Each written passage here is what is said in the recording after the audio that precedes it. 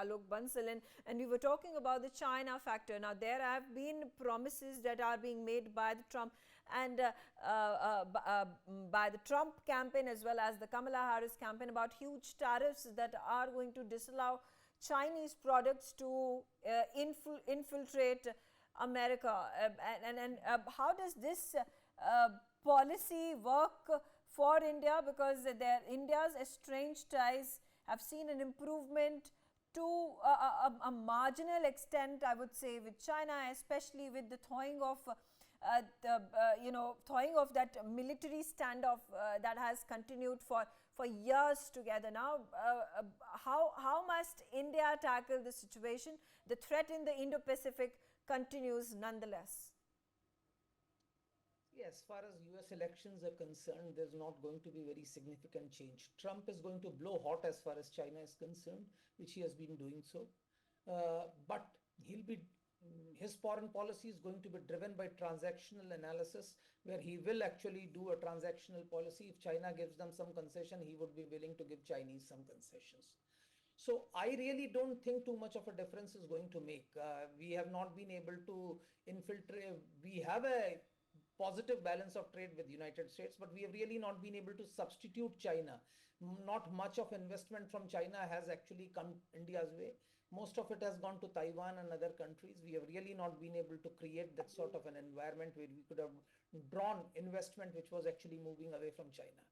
Trade, yes, we are moving up, and I think if tariffs are imposed on Chinese goods, some of our companies, especially the textiles, could benefit. But we have really not come out with a comprehensive policy for encouraging vertical integration of textile products, which is needed actually. You need consolidated, integrated textile hubs, which we need to create.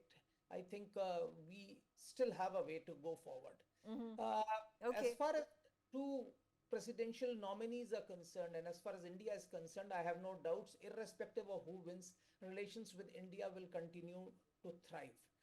There is a bipartisan consensus as far as the United States is concerned, as far as good ties with India are concerned. There are, however, certain differences. Kamala Harris, coming from Indian diaspora, the expectations are always high. But she comes from Democratic Party, which actually focuses much more on human rights, religious freedoms, and issues like that, which may have a problematic issues with India in times to come. Donald Trump is, of course, not only transactional, he is whimsical. He could come out with one statement today, come out with another statement tomorrow. Okay. Economically, the biggest impact for India is going to be as far as visas are concerned, H-1B visas and other visas, where Trump is likely to clamp down. Trump is not likely to encourage immigration, and that's going to create a problem, because one of the biggest positives for India today is this huge workforce which goes to US to work there temporarily or permanently. Because today, India's remittances are over $100 billion. Please remember, it's a huge, humongous figure. And now, if Trump comes and he starts clamping down on these things, so there's going to be a little issues which will come up as far as this is concerned.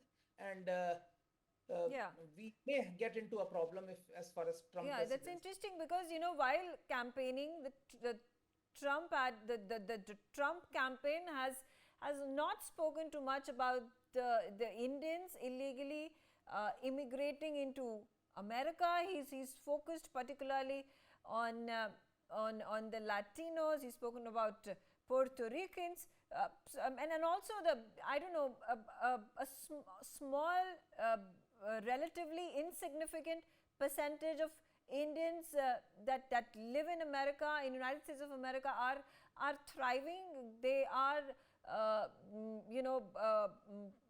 they are the largest contributors when it comes to the growth of the GDP in America.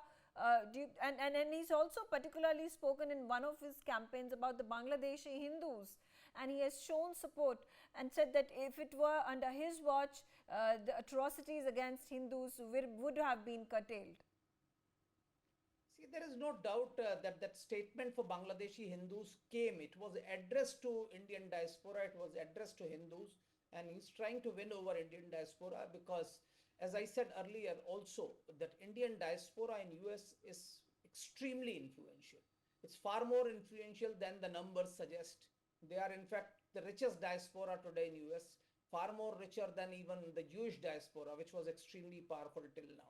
So obviously there is an attempt to court, and I think as far as the issue of Bangladesh is concerned, he may probably take certain drastic actions because it is well known that the coup or the so-called toppling of the democratically elected government of Sheikh Hasina in Bangladesh was staged and encouraged by the United States. So to that extent, I think as far as Bangladesh is concerned, the Trump presidency may be useful, may be good.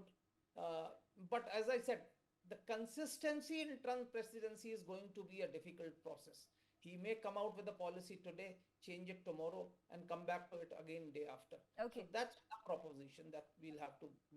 For more such videos, subscribe to the NewsX YouTube channel, hit the bell icon.